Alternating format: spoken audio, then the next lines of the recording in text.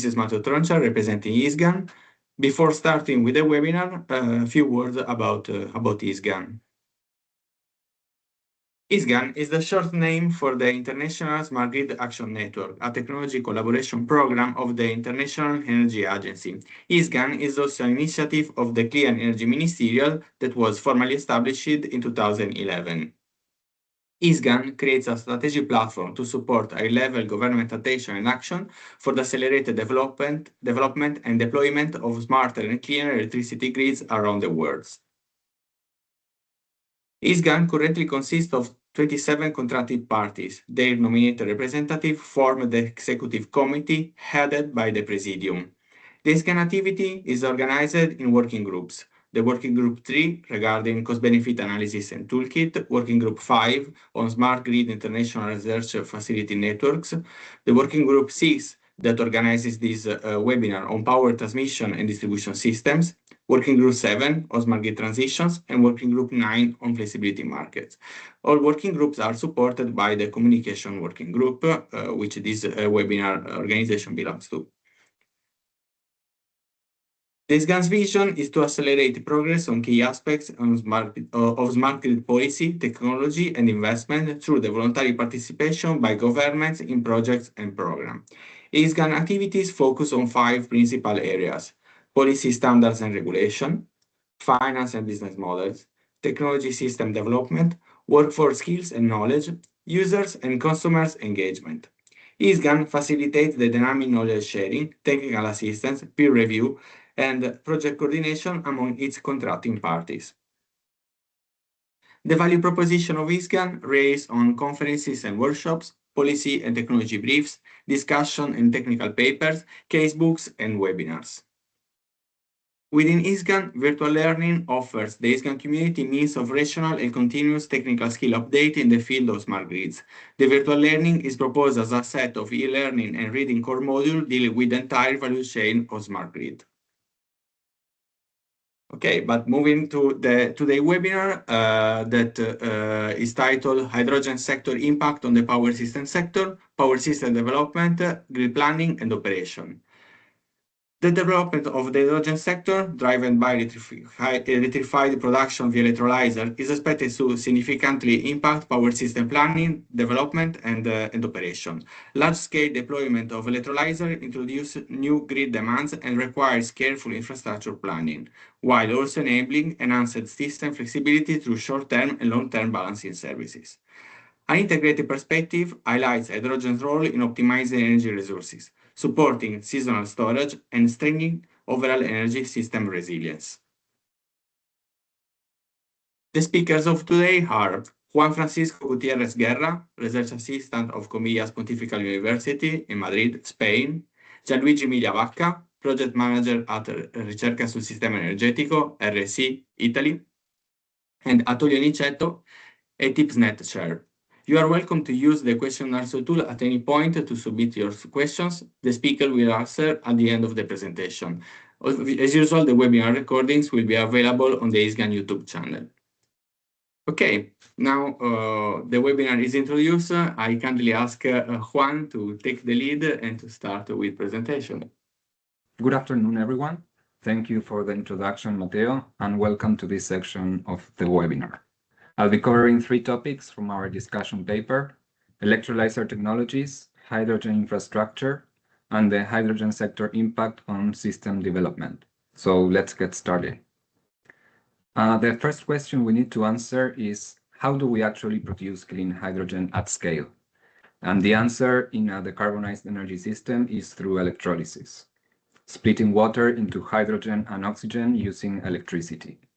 And today we have 3 main technological routes to do this. The first is alkaline electrolysis. This is the most mature option. It is commercially available at technology readiness level 9, and it offers a lower capital cost with a longer operational lifetime.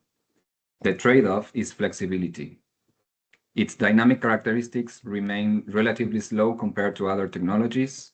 Cold startup can take 1 to 2 hours, and its ramp rate is around 20% of nominal capacity per second. The second technology is proton exchange membrane electrolysis. PEM electrolysers can operate across a broader load range. Its hot startup time is under 10 seconds, and it ramps at 100% of nominal capacity per second. This means that PEM electrolysers can participate in fast ancillary service markets, respond to congestion signals, and integrate directly with variable renewable sources. Higher CapEx values come from the use of rare metals as catalysts, but significant cost reductions are expected as manufacturing scales up. The third route we have is solid oxide electrolysis. This is still pre-commercial at technology readiness level 8, but it is developing fast. Their advantage is efficiency. It is above 90% compared to 60 to 70% for alkaline or PEM electrolysis.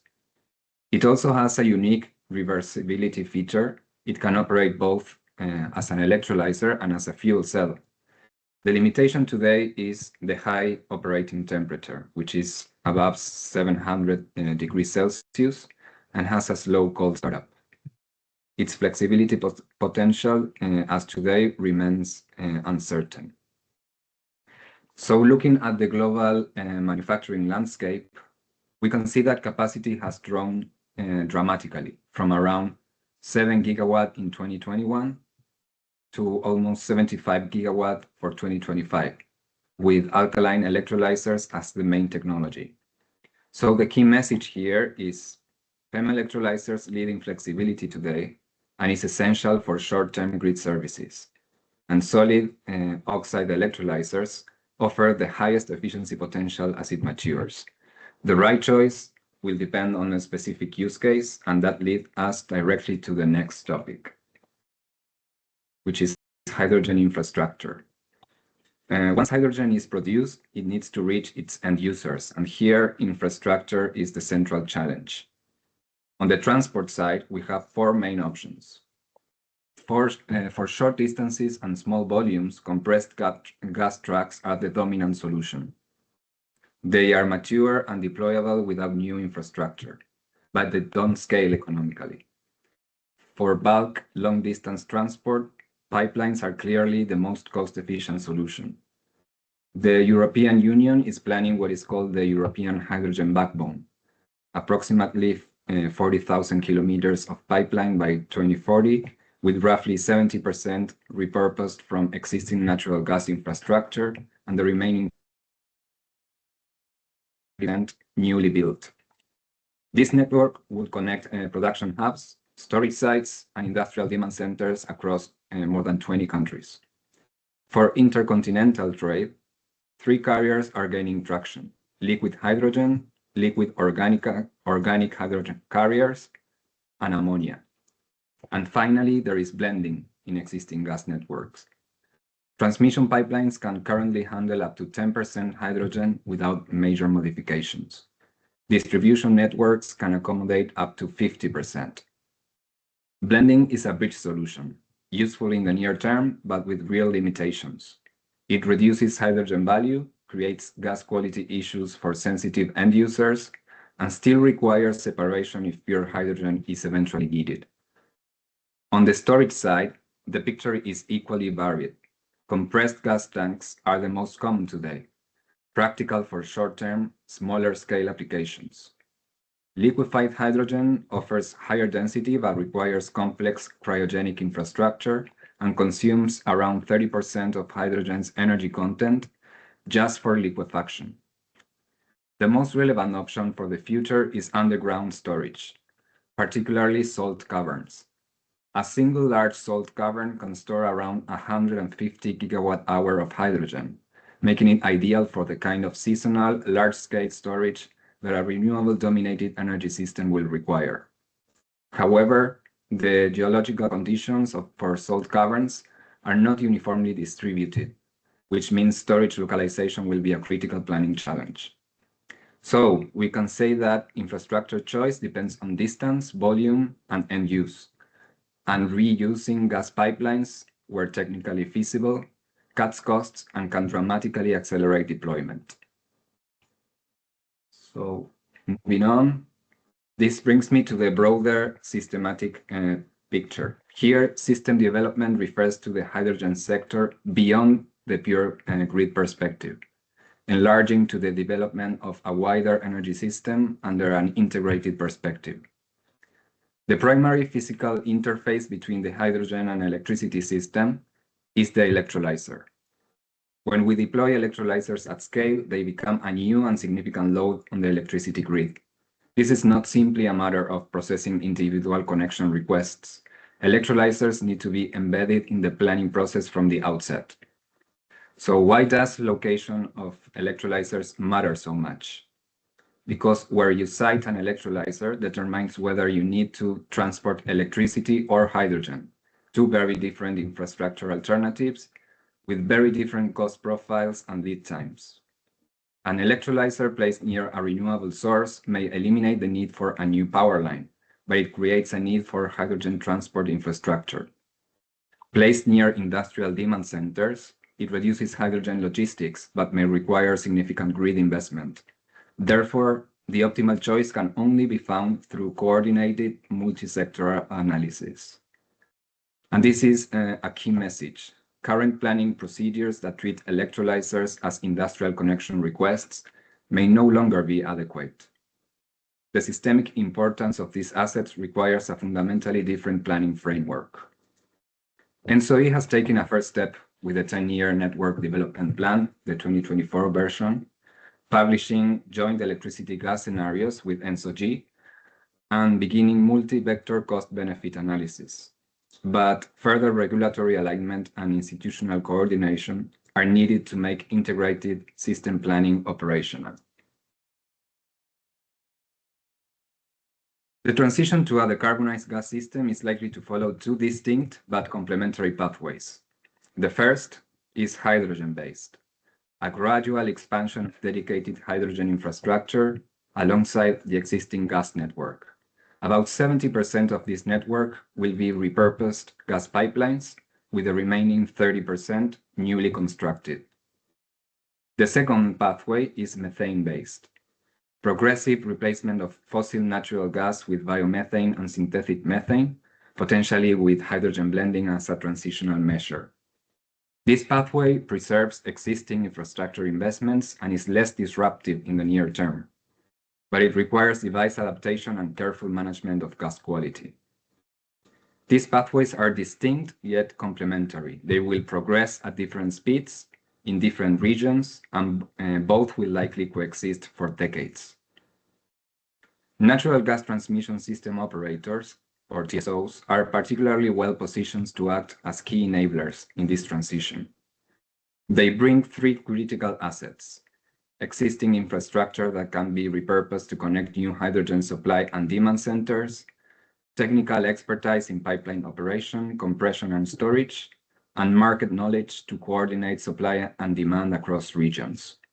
For TSOs to fully realize this role, they will need regulatory and operational flexibility to participate across the entire hydrogen value chain. So let me continue with the cross-sectoral benefits. This is where hydrogen sector moves from being a challenge for system operators to being an actual asset. On the production side, electrolysers can offer multiple services to the power system. They can absorb surplus renewable generation and avoid curtailments. They can act as controllable, flexible loads that relieve transmission congestion. They can provide ancillary services to both TSOs and DSOs, and even smaller electrolysers at distribution level can improve medium voltage grid conditions, counteracting voltage instability caused by variable renewable generation. On the storage side, the benefits are equally compelling. Hydrogen storage reduces operational costs by improving congestion management and reducing reliance on ancillary services. It reduces investment costs by decreasing the transfer capacity needed across both electricity and gas networks. And most importantly, it enables seasonal storage, storing excess summer renewable generation for use in winter when demand is highest and renewable output is lower. And it contributes to price stabilization by dampening extreme variability in electricity markets. So the key message here is hydrogen bridges the gap between variable renewable generation and stable end-use demand at all time scales, from seconds to seasons. But realizing these benefits requires large structural investment beyond the electrolysers themselves, like hydrogen pipelines, storage facilities, and logistics.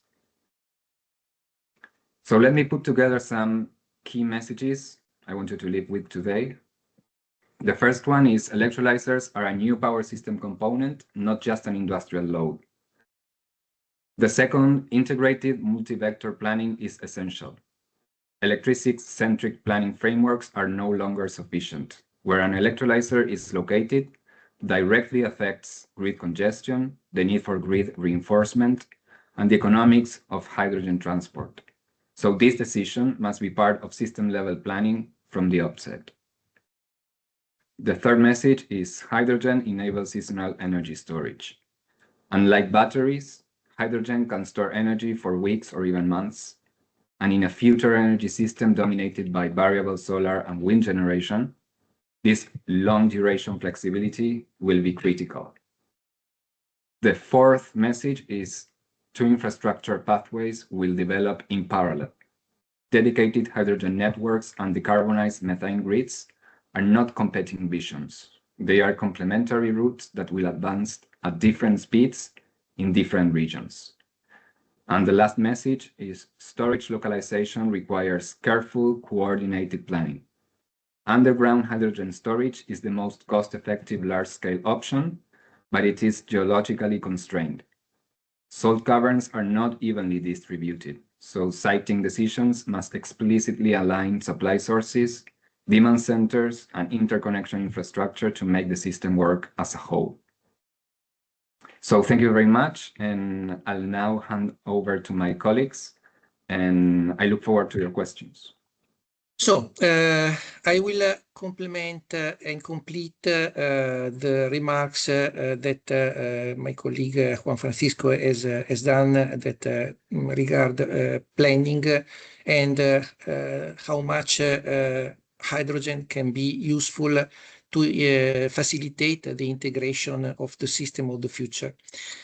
For sure, I start with a consideration that is quite spread and possibly well known to everybody. So increasing renewable energy penetration, as renewables have a typically variable pattern of generation, requires calls for effective storage solutions.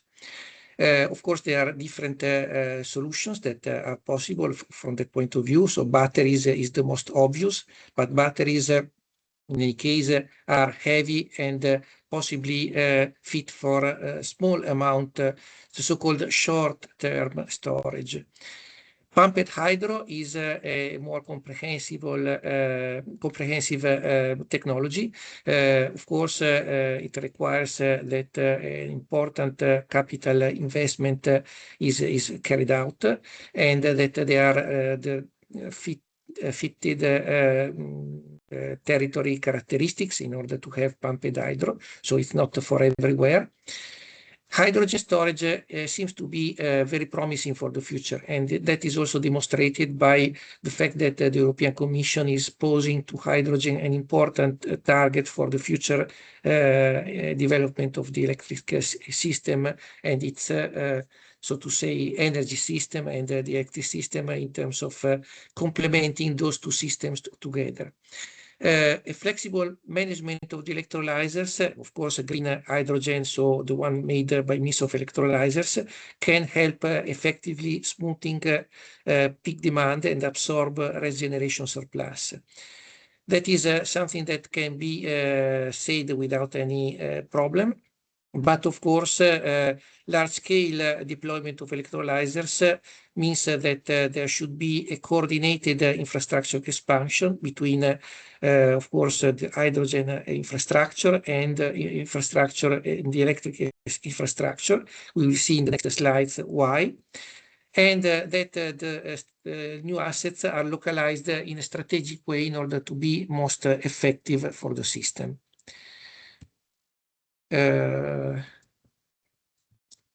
First of all, we will have a look at the negative side of electrolyzers and hydrogen integration.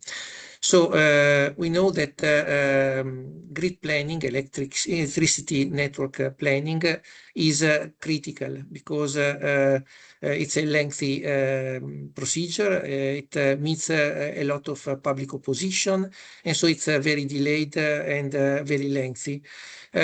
By contrast, deploying new electrolyzers is a fast proceeding that doesn't require detailed communication with the grid operators.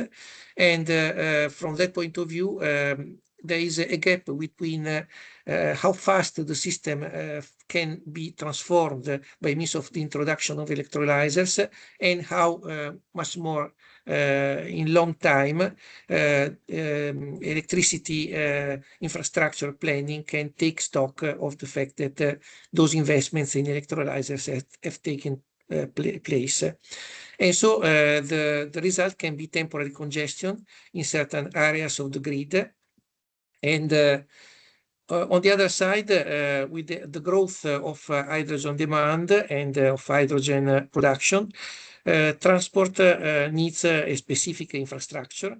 And so, whereas nowadays trucks are used for the small amounts of hydrogen that is transported from the production till the utilization sites, in the future will be needed to develop a dedicated hydrogen infrastructure.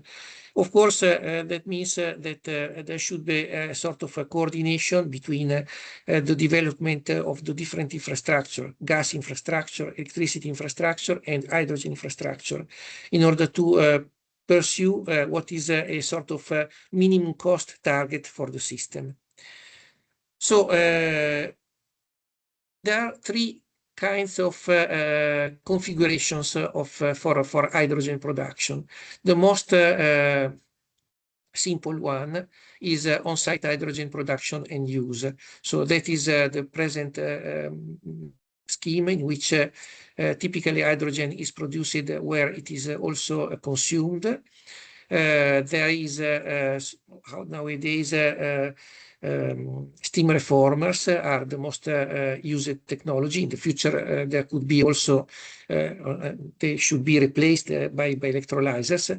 But this scheme is basically a scheme in which the production takes place where the usage is located. Of course, that is very simple, but a scale up is as soon as hydrogen economy will develop is very, very obvious. And so over time, we will assist to an increase of capacity of the production factories of hydrogen, and the possibility and the willingness of those producers to export that elsewhere. Another model is off-grid electrolyzers, in which typically in case of offshore wind farms where no electricity networks is located, can take stock of a massive renewable energy electric production in order to feed electrolyzers, create hydrogen, and export it by means of a dedicated infrastructure. That case, of course, is very convenient when those electrolyzers and the infrastructure that is downstream them reaches the final users directly. It is least convenient when hydrogen should be then reconverted again into electricity, because that will be subject to big reductions of efficiency. The most suitable scheme for the future, of course, is the one of on-grid electrolyzers, in which there are electrolyzers and electricity network located nearby, and there is the possibility to produce hydrogen by taking electricity from the grid. Of course, that can imply congestion. So what is congestion? Electricity grid congestion occurs when the capacity of a transmission line is saturated, and this prevents the cheapest generators from being dispatched instead of more expensive ones. Of course, electrolyzers generate a higher local load, And this can create bottlenecks, congestion in the electricity network.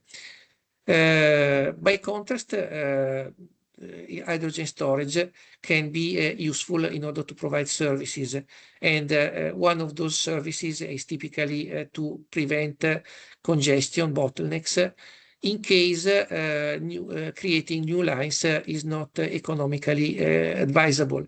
Of course, that depends from the amount of the severity of the bottleneck, but also from the number of hours that see this bottleneck happen. Depending on that, if the bottleneck is rare or not so important, maybe the storage can be the most economically suitable solution. And here is where hydrogen can be used, because hydrogen is characterized by high energy density by weight. And so it's a very attractive option for energy storage. It is typically usable to trap the surplus of renewable energy production during peak generation period, and by contrast, to provide extra electricity by using some hydrogen and processing it through fuel cells to produce electricity when the renewables have a hole, a lack of production. Of course, important characteristics is that hydrogen can store more energy in a smaller and lighter package compared to batteries. And it can be stored for long periods without significant losses. So it can be pivotal for seasonal and for seasonal storage. And there are not so many technologies that are fit for that. Hydrogen is one of them. But of course, hydrogen can also play a role for small short-term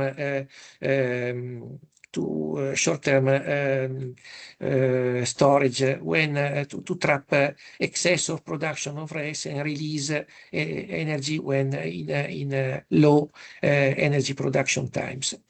But other two important characteristics are fast response times that make it suitable for stabilizing the grid during peak demand, and also the fact that it can reduce the need for peaker plants that are typically nowadays taken from fossil fuel-based generation.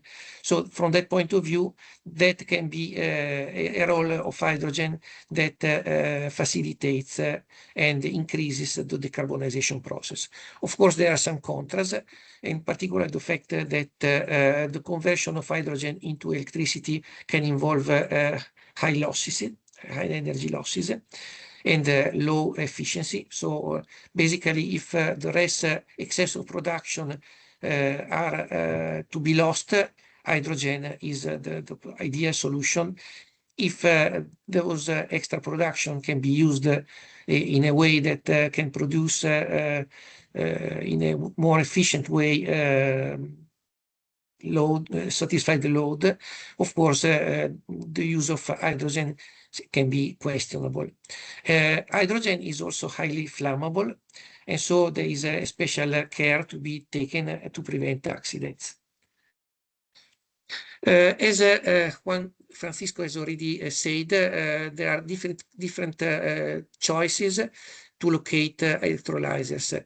They can be put closer to existing industrial infrastructure. In that case, load can be easily fed. But of course, in that case, you need the proximity of electricity networks in order to feed the electrolysers. You can locate them next to big renewable sources provision. In that case, of course, it's facilitated to feed those electrolysers, but of course, the load can be placed elsewhere, and so you need dedicated infrastructure to transport hydrogen to where it is needed. So that is the dilemma, whether to transport molecules or to transport electrons, that can be only solved if there is a cooperation between grid operators, so between future hydrogen infrastructure grid operators and electricity grid operators in order to find the solution that is the least cost one. From the point of view of business models, hydrogen valleys are very fit for the initial stage of hydrogen production.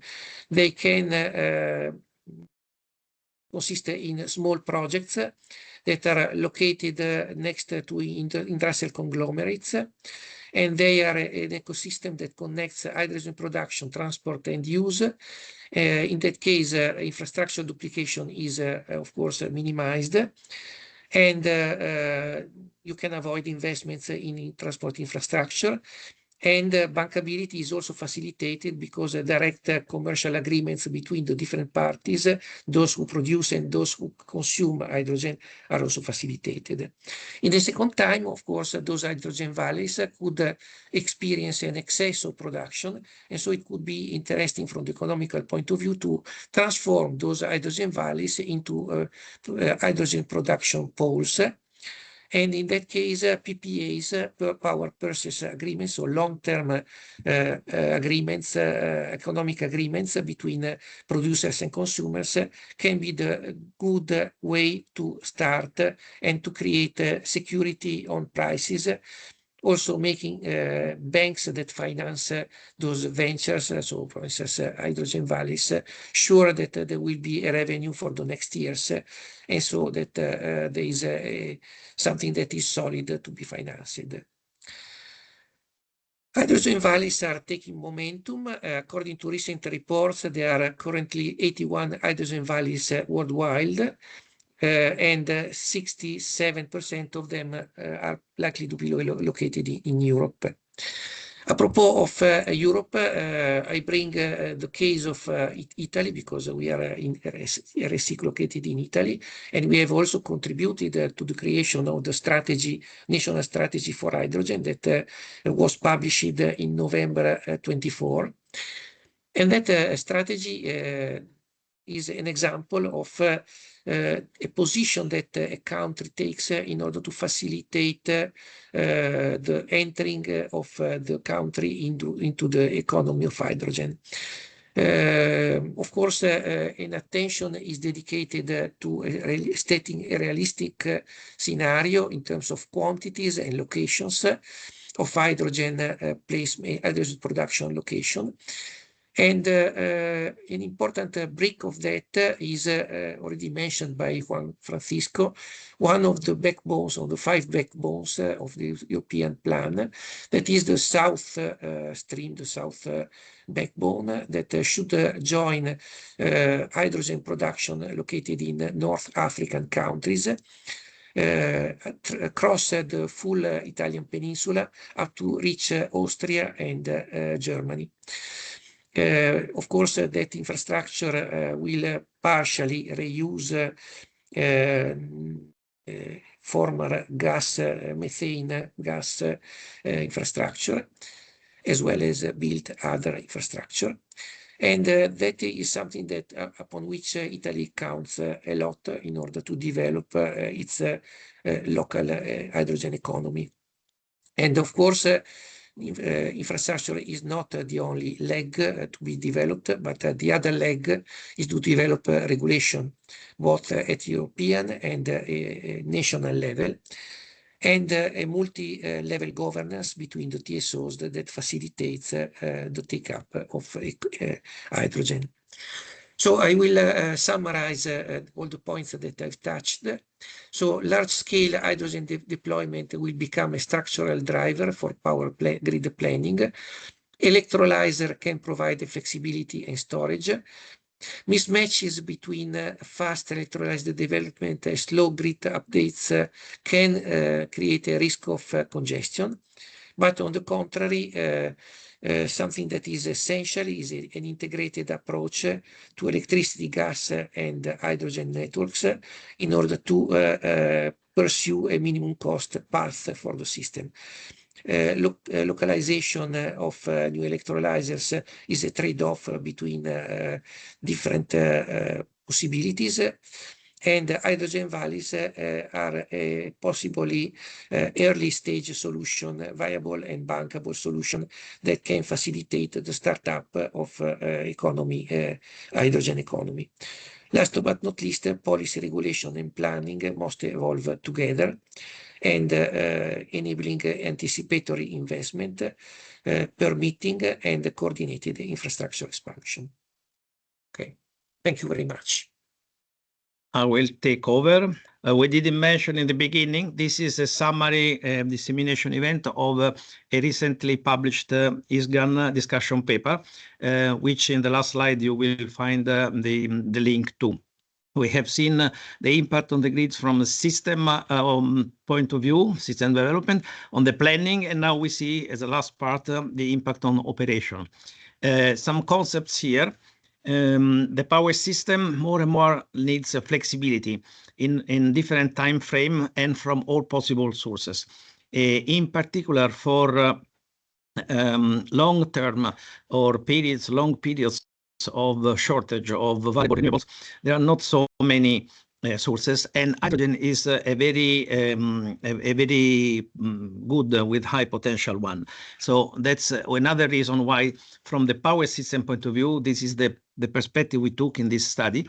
We are looking at hydrogen. And we can see that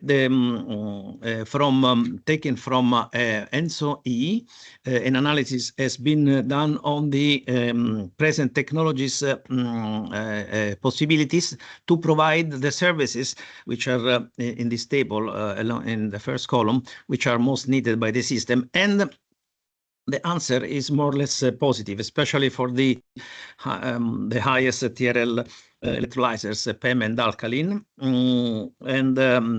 With some limitation and conditions, there is a technical possibility to provide flexibility. If we combine this with the very large size that it is foreseen for, especially in Europe, since there are some top-down strategies to have high number of high-size plants. This means that each of these scattered in different territories, they can provide technically this kind of flexibility. So let's look at what are the conditions to use this. We have to start considering from the perspective of the operator of the electrolyzer, his business model. 2 points from this slide. The two main factors which are determining the cost, the levelized cost of hydrogen, are the load factor, and the capex and the electricity price, actually. But we can see here that above a certain threshold of load factor, under which the capex becomes too high, the most important driver of the price is power price. And especially since it is foreseen that technology development will bring down the capex, already, for example, in China and in other places, this is already happening. This means that we will have the main dependency is about load capacity factor or load factor and electricity price. So considering this, we can categorize, broadly speaking, this different configuration and business case, the one which are here reported as 1, 2, and 3. So the first one is to minimize electricity cost. That is using the renewable. We talk about renewable because the hydrogen has to be decarbonized to have to bring a value in the future decarbonized system, unlikely what is still happening now.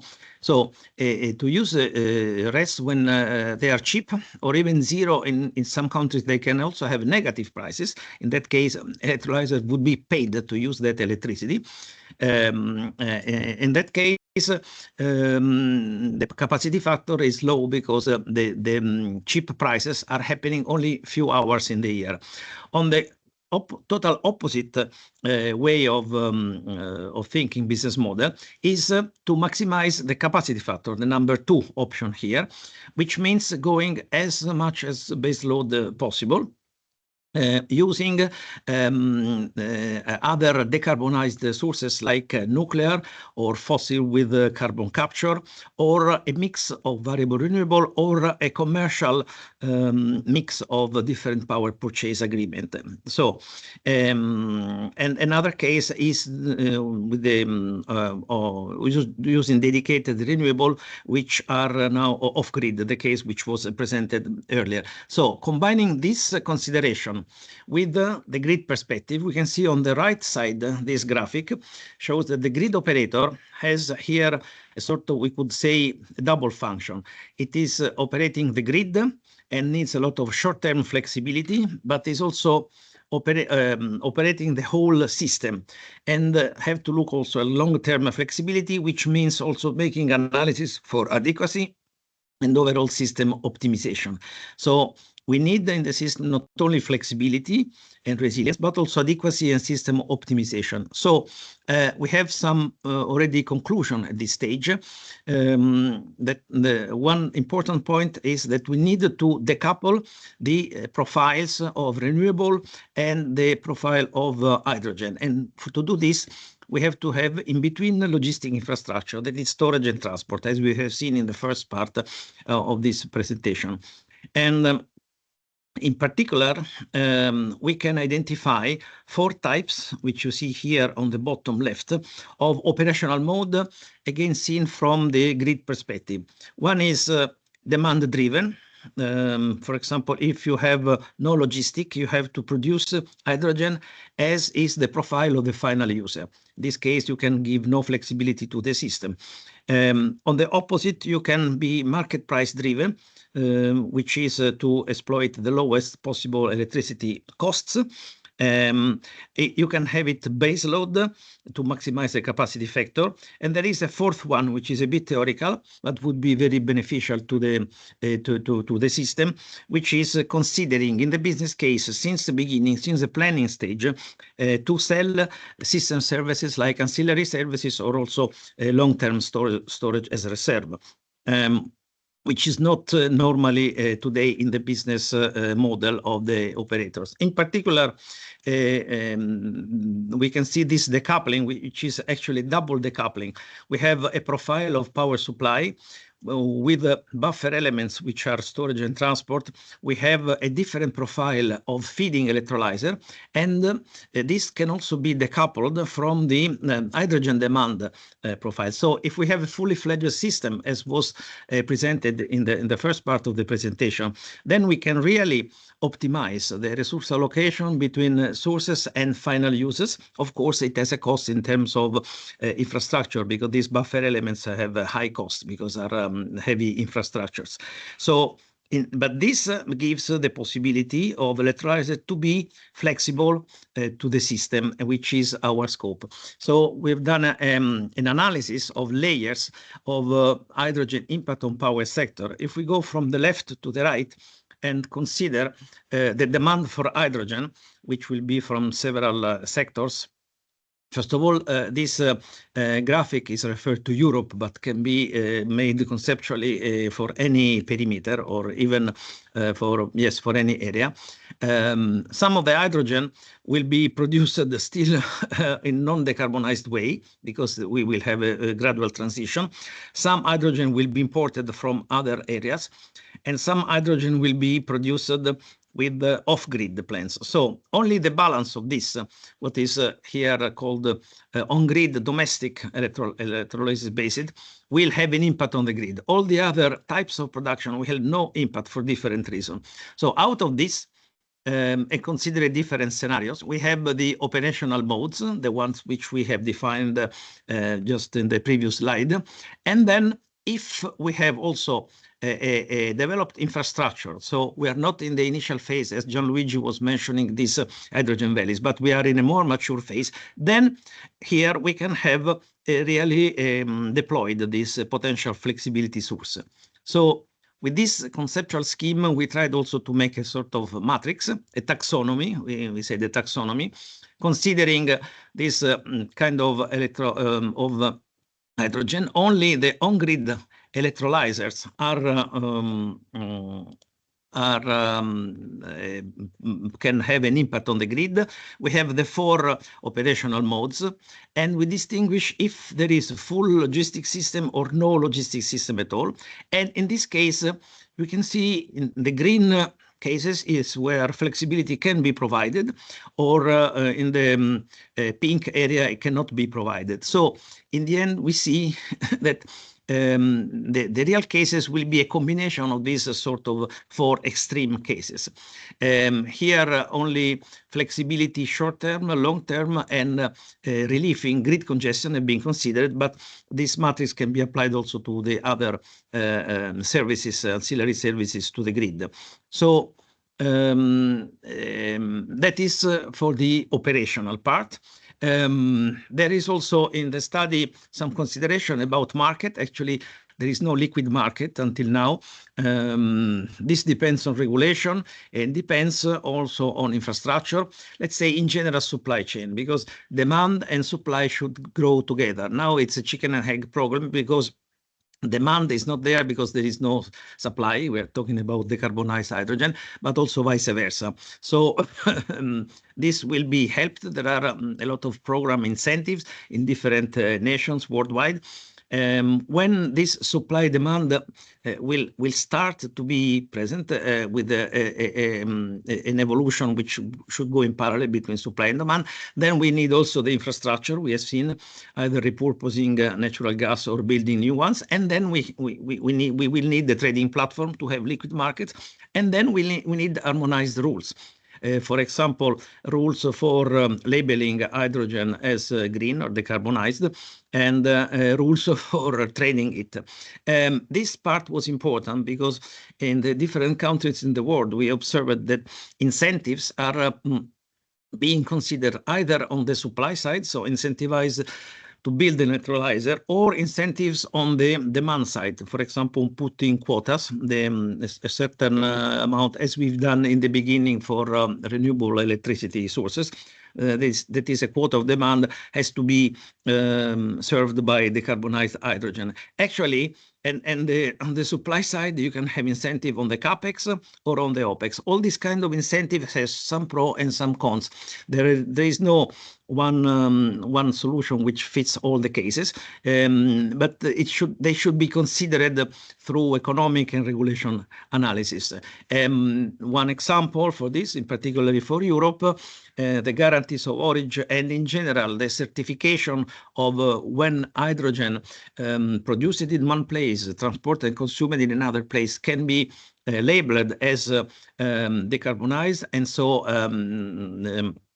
it can be allowed to actually the cost will be higher because it will be helping the decarbonization, but there must be a certification which should be harmonized regionally or even better worldwide, and with no ambiguities.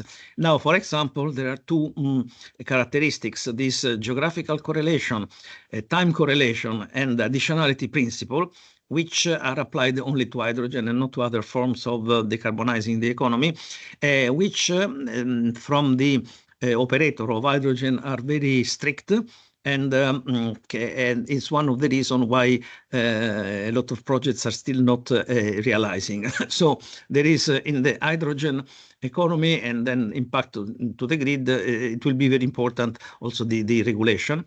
So the key takeaways here are, I would say, summarizing all what we have said. First of all, that technical point of view, electrolyzers are able to provide flexibility, for short-term flexibility. But this depends on a lot of conditions: the connection configuration, we have seen the operational mode, and the presence of sufficient logistic infrastructure. In any case, to have deployed the flexibility, we need to decouple the profiles between electricity generation, hydrogen production, and hydrogen consumption. These 3 has to have the possibility to have different profiles. Another important thing, which is not always present in the business case of the investors in electrolyzers, is the provision of long-term storage, which needs to be recognized mostly at a regulatory level, like, for example, a backup service of long-term reserve, like we have now for oil and gas. We have 3-month reserve, for example, in Europe, and this is a service paid different, not on the market. But this has to be considered to factor it in the as an income. So we need to find win-win solution, because electrolyzer operator business case is to find volume to sell volumes and prices of hydrogen, possibly long term, in order to repay the big initial capex, and then to have an hydrogen economy, as it is actually, we don't need only to build electrolyzer or to incentivize an electrolyzer. We need to build a supply chain, and so starting maybe from hydrogen valleys, but then developing the whole supply chain. We need to build trading platforms, and we need harmonized rules for green labeling, and the incentives in order to be economically efficient must be well calibrated, in order that the full value chain is incentivized, not just the production side. And here is the reference to the link to the discussion paper. And thank you for the attention. The topic of hydrogen valleys is quite interesting, and I would ask him if it is seen an economic model that can be replicated and scaled in Europe to help reaching the decarbonization targets. For sure, as Antonio was mentioning, to see the hydrogen economy to take off, we need to incentivize the full chain of it, because otherwise, presently there are two important problems that prevent the hydrogen economy to have an important role. First of all, the fact that demand sees that there is a lack of production, and production sees that there is a lack of demand. So in a way, there is a chicken and egg problem that has to be solved. Second, of course, there is a problem of costs, because there is an important extra cost of producing green electricity through green hydrogen through electrolyzers, with respect to producing steam reformer based hydrogen. And so this difference has to be at least initially bridged, so that you can see that there is a business case for investors to put their money into the sector. Of course, one possible tool for that is a sort of carbon contract for difference that some states are already trying to implement, that gives back basically the difference between the cost that you have to produce hydrogen by means of polluting fuels, and the cost you have with electrolyzers, so that producing with the one or the other becomes neutral. But of course, on top of that, you have the capex. So basically, you need a simplified model in order to start with something, and that simplified model can be the hydrogen valley, in which you have a sort of small enclave, basically sometimes located in depleted industrial facilities, where you can sometimes have also some demand for hydrogen, potential demand for hydrogen, but you have also the possibility to produce it with some maybe extra RES that you can install on the same place. So from that point of view, you don't need particular infrastructure problem to solve infrastructure problem, because where the hydrogen is requested is very close to where the hydrogen is produced. There is also an agreement, because the producer and the consumer see themselves in phase, so to see it pictorially. and everything is easier.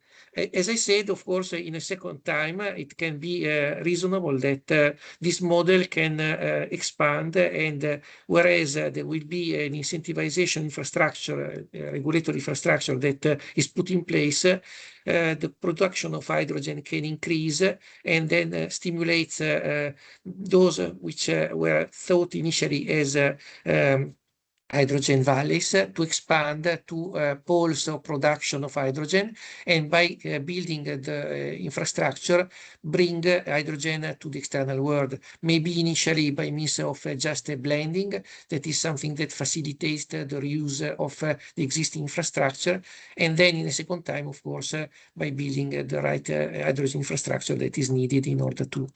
And there is where TSO coordinated approach is also needed. Juan, how would you see the growth of hydrogen in transportation, and which is the role of mobility in the integration of hydrogen in the electricity in the energy system? Okay, thank you for your question.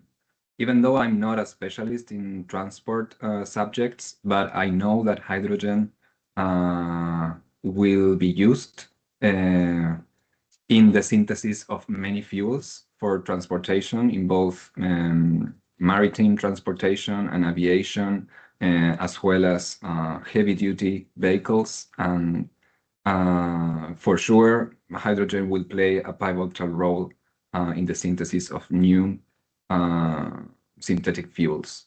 That's all I can say.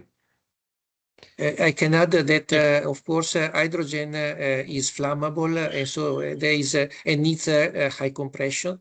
So there are a lot of security norms that have to be fulfilled, and that is something that has to be taken into account when you consider the possibility to use for transport, maritime transport, but also heavy duty, so camion transport on the road.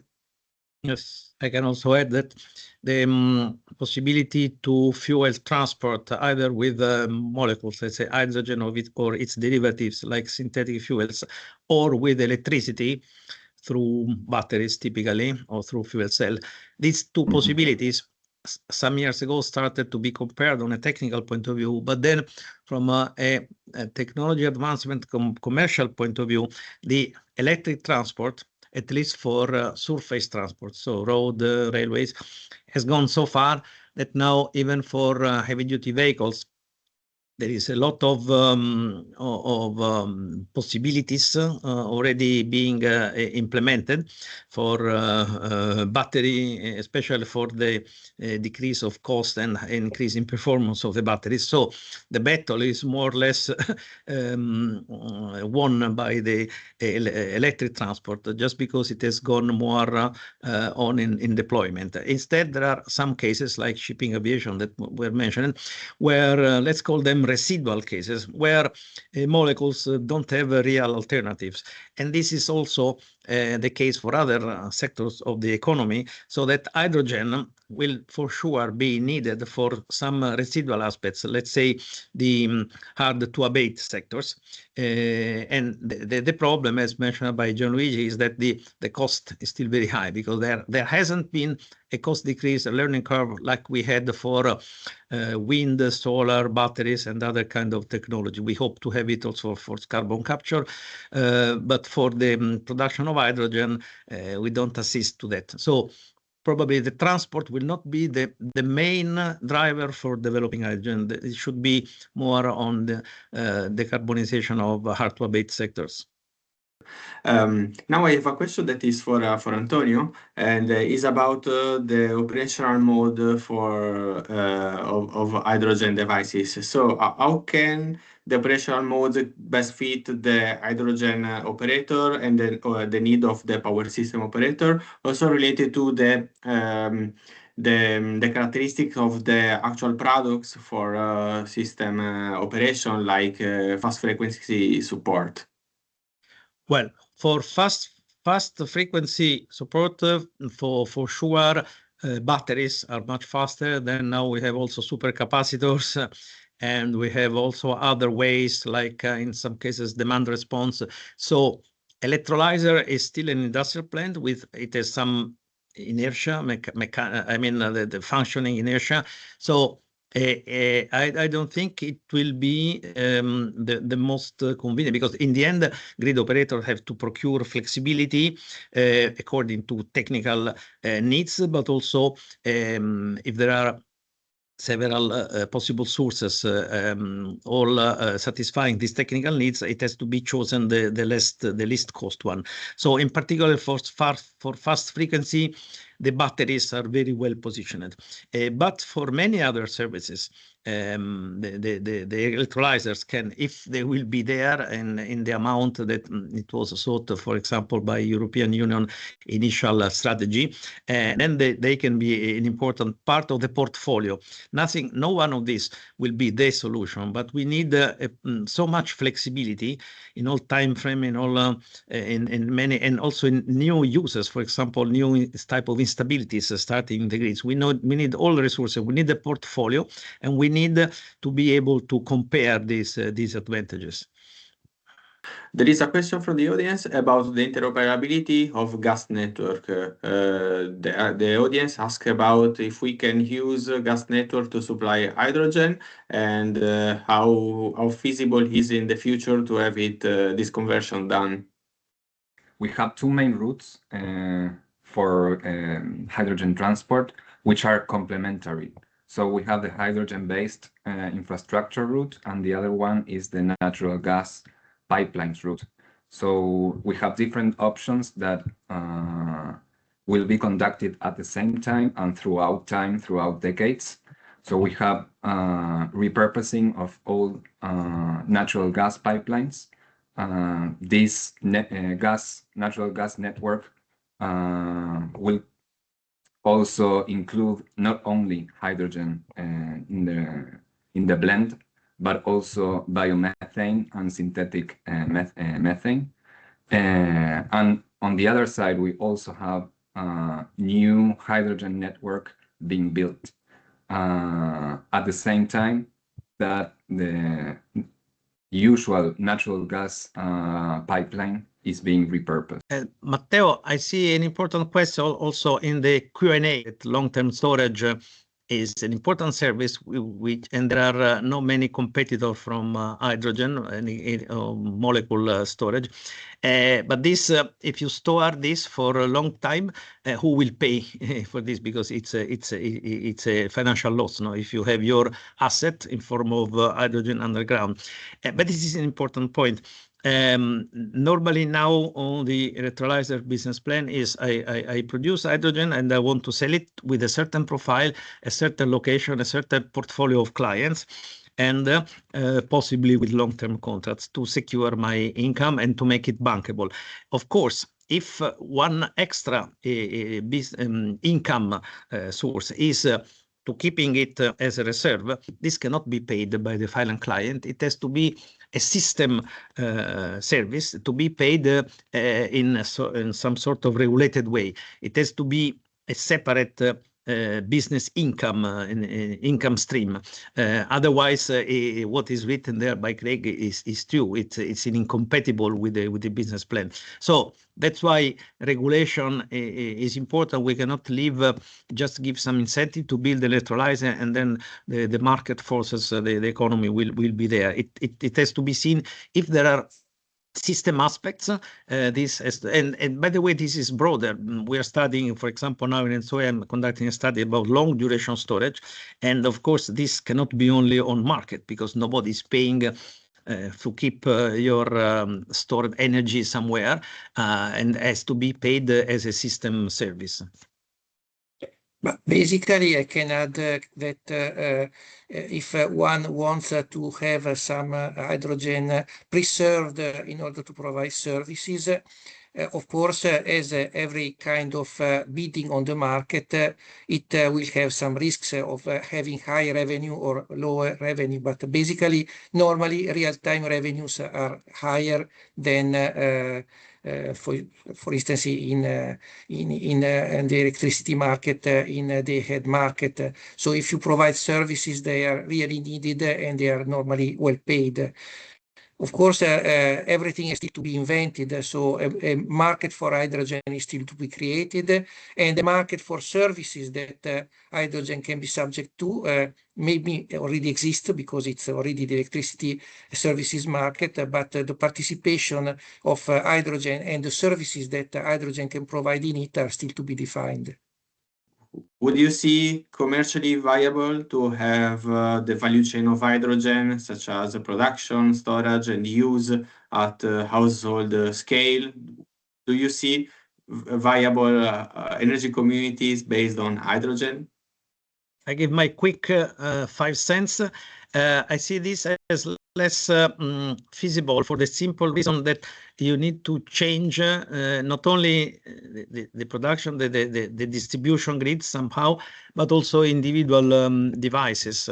And this means decision of investment by the final user, and probably they don't have a positive business case for that. So probably, in my view, the other industrial use, some on transport, the hard-to-abate sectors, services can come earlier than that. But this is only my personal opinion. It's also my opinion. Yeah.